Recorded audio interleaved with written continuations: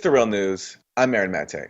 The latest indictment in Special Counsel Robert Mueller's Russia probe accuses 13 Russian individuals and 3 organizations of using social media propaganda to interfere with the U.S. political process and the 2016 presidential election.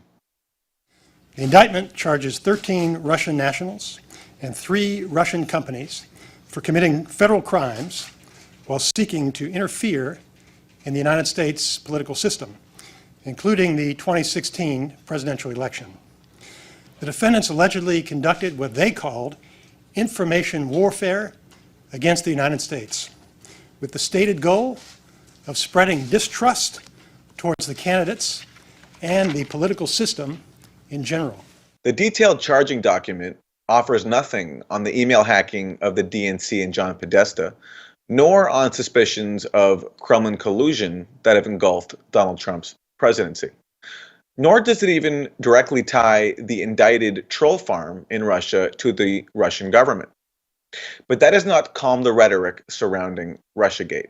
Speaking to MSNBC's Chris Hayes, Democratic Congressmember Gerald Nadler compared the alleged Russian meddling to Pearl Harbor. Imagine if FDR had denied that the Japanese attacked us at Pearl Harbor and didn't react. That's the equivalent. Well, it's a bit of a different thing. I mean, no, it's not. They didn't kill anyone. They didn't kill anyone, but they're destroying our country. Do you really think it's on? You think it's on par? Not in the amount of violence, but I think in the seriousness, it is very much on par. This country exists to have a democratic system with a small d. That's what the country's all about. And this is an attempt to destroy that. Joining me is Max Blumenthal, senior editor of the Gray Zone Project here at The Real News and a best-selling author.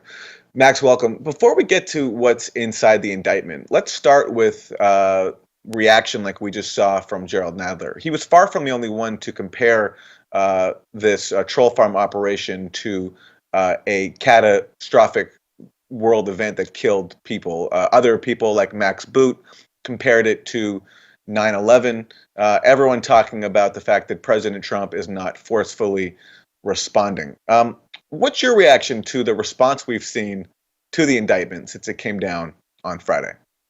Yeah, just on that specific point, it's clear that this is a Democratic talking point that's being circulated, and that talking heads and representatives of the Democratic establishment are being urged to issue this talking point in order to shock the public into adopting a Cold War siege mentality, and to shock the public into the belief that Donald Trump is allowing America to be bled to death by a foreign enemy while he says nothing. And they're doing it through repetition. We have to keep in mind that the last 3 presidential candidates who ran on an anti-Russian platform, McCain, Romney, and Hillary Clinton, who has also compared the Russian meddling to 9/11, lost. And they're attempting to set the stage for another candidate to reinforce and retrench the establishment position on an anti-Russian, pro-Cold War platform by using these talking points again and again and again. And I think that the repetition is beginning to work, particularly among Democrats and their coastal liberal base. And I think what it really illustrates is that the highly educated coastal liberal, if you want to call them an elite, are just as susceptible to pro-war propaganda campaigns and conspiracism as the red state rabble that they hold in so much contempt. So I think we're in a really dangerous moment now where you and I can laugh at these kind of talking points, but if you turn on any of the CNN or MSNBC particularly, or open up the pages of the Washington Post or the New York Times, they're being reinforced by sources that people in the supposed political opposition truly trust, and they're beginning to fall on fertile soil. Let's talk about the indictment, Max. Reading through it, the prosecution alleges some clear political motives, a preference basically for Bernie Sanders and Donald Trump, and a strong distaste for Hillary Clinton. Also support for some, also the encouragement of Russian trolls to disparage Republicans like Marco Rubio and Ted Cruz. So there does appear to be some political motives there in whatever these alleged suspects were doing. But also, there's a strong commercial component in the sense that the accounts that the Russians are accused of creating were used to essentially as a scheme in which vendors would pay them money for retweets, and sometimes $25 to $50 a pop. So it seemed to me that there is both a commercial motive here as well as a political imperative as well. I'm wondering your thoughts on what this indictment tells us. Well, first of all, this indictment tells us how thin Mueller's evidence is.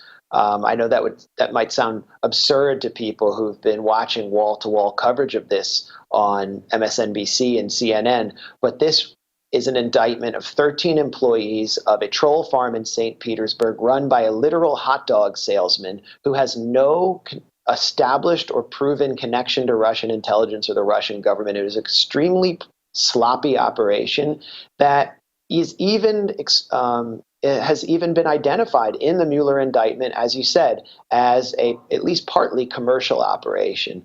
Let me just go into some of the chronology and history of this operation, and then we can kind of get into the details of the indictment. Yevgeny Prigozhin was a caterer in the 1990s in Russia, after the Cold War, when the market opened up to oligarchs and it just became a complete free-for-all. And what he would do is basically sell American junk food at inflated prices. He got a lot of catering contracts, not only with Russian elites who would like to go eat in his restaurants and eat gourmet hot dogs, but with school cafeterias. The food was so bad that parents in Moscow began to complain. They said that their kids were getting fat. They're basically being set up for diabetes like American high school kids were. And so Prigozhin decided he needed a PR effort to push back. He started a troll farm and began hiring journalistic rejects in Moscow for like $1,200 a month to fill up comment threads on negative articles. It was the beginning of what's known as talkbacks, in other parts of the world, but we simply call them comment threads. And so he flooded them with trolls. It was basically to defend his own commercial operation. In 2013, the Internet Research Agency, his troll farm, allegedly began to fill up comment threads on articles about Alexei Navalny, who was emerging as the main opposition leader to Vladimir Putin in Russia, painting Navalny in a negative light. A year later, they started their translation department, where they began doing what they're accused of in the indictment, which is taking out ads under false identities on Facebook and Twitter and social media, partly with a commercial intention. But it's important to note the chronology, because this began in 2013, revved up in 2014, and really was not directed at any specific U.S. election. There's a good article actually in the New York Times by Neil McFarquhar, who found that, who concluded, this is one of the New York Times staff writers, and I'm quoting him directly: the intelligence services of Russia were not involved in running the organization. He referred to the Internet Research Agency's posts on Facebook and elsewhere as graffiti, just trash on Twitter, and said that the charges laid out in the indictment actually correspond with Vladimir Putin's position that rogue patriots are responsible not only for trolling, but also for email hacking and cyber attacks connected to the U.S. election. So basically, this actually supports the Russian position that the FSB and the military intelligence arm GRU had very little to do, if anything, with any meddling in the 2016 election. This was a freelance operation carried out by someone who might have gotten contracts from the Kremlin, but has no known connection. It was extremely sloppy, unlike other alleged Russian intelligence hacking operations, which are elaborately concealed. And McFarquhar's reporting totally contradicts the headline that the New York Times gave it, which says that this operation points at the Kremlin. Again, we're talking about 13 employees of a troll farm who are indicted here, and it's being treated as Pearl Harbor and 9/11 by the American political establishment. What we can say is that there were hundreds of Facebook groups set up by the Internet Research Agency, some of them related to puppies.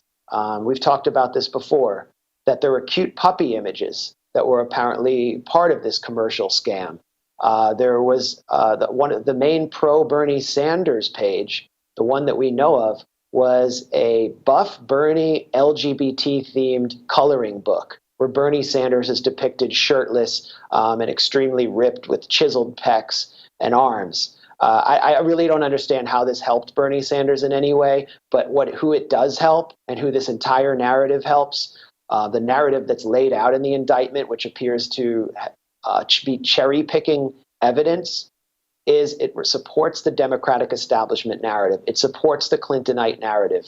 Clinton did not expect to be challenged by Bernie Sanders in this way. Her people are still out there. They're still working in think tanks. They're still looking for jobs on a 2020 campaign. They're getting behind Joe Kennedy or Kamala Harris, and they're deeply concerned about Bernie Sanders' presence, and they're looking to sabotage him before he can even declare again. And so we've seen Bernie Sanders put on the record, ask to denounce Russian support for himself, which is absolutely absurd. Bernie Sanders thrived off of a real grassroots base, and Bernie Sanders himself is experiencing blowback for feeding into the Russiagate narrative. He's constantly parroting this very narrative that's being turned on him. Jill Stein is also under attack again now because of the Mueller indictment. And we also have to keep in mind that Black Lives Matter was a thorn in Hillary Clinton's side. She was interrupted at campaign fundraisers, at events. Her husband, Bill Clinton, was interrupted because of their role in massively expanding the federal prison system, in eliminating welfare as we know it. And so there's an effort in undermining Black Lives Matter by tying them to a Russian influence operation. Everyone on the left has to be extremely aware of what's happening here, and they need to mount a united front against Russiagate because, as I said at the beginning, just as in the old Cold War, a new Cold War will embolden the most militaristic actors in our society and marginalize everyone on the left by design. With this Mueller indictment, we are seeing that scenario play out in an extremely terrifying fashion with very little pushback from the institutional left. Max, a few points here. One, it's worth recalling, and we know this from the emails that were released from inside the Democratic Party, which is that it was in fact the Clinton campaign that also worked to promote Trump because they thought that he would be a great candidate for strategy. Yeah. And, no one ever questions the presumption that, even if all these Russian ads did have the sole purpose of trying to elect Donald Trump, which seems pretty impossible given some of the content that you outlined, like Buff Bernie or puppies, or the fact that a majority of the Russian Facebook ad spending came after the election. Even if that was the goal, it's impossible to believe and even look at these ads and believe that they had an impact. And one more thing I wanted to raise, which is that it's been widely reported that this troll farm operation had a budget of $1.25 million. That figure is being cited very often. They're excluding the item that comes before that in the indictment, which says that budget was for the troll farm's overall global operations, including inside Russia itself. Yeah, mainstream accounts are stating the $1.25 million figure as a monthly budget, which is absolutely false. This was an extremely small operation. We see other data used to shock the public into submission, like that the Internet Research Agency ads and false Twitter accounts gained 4 million impressions. I gained about 4 million impressions on Twitter through my own Twitter account in about 3 days. That's not a lot of impressions. The Internet Research Agency is accused in the New York Times by Peter Baker of focusing on quote unquote purple states and swing states. In fact, this troll farm spent about $1,000 in Wisconsin and Michigan in 2016, and not entirely on anti-Clinton material.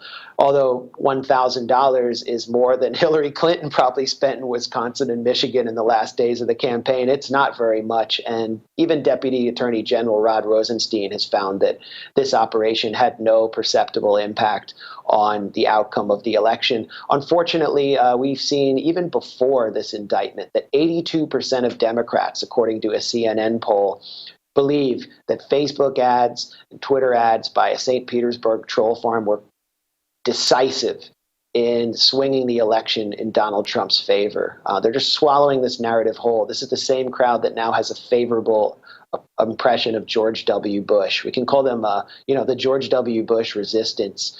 But let's point to some other data that was laid out by a Facebook executive or one of Facebook's chief tech officers, Rob Portman, on Twitter 2 days ago after the indictment came out. It's data that we've cited before here in our interviews and discussions, and it's really critical. And Portman was heavily attacked for daring to mention it. 56% of the troll farm ads that are cited in the Mueller indictment, and which were referred to by the Senate and House Intelligence Committee in their Russia investigation, 56% appeared after the 26th election, and 25% of those ads were seen by no one. So even if you look at the cumulative data, you have to subtract not only 56%, but something like 81%. So 81% of the ads had no impact on the election whatsoever. That's going to wrap part one of my conversation with Max Blumenthal. Join us in part two.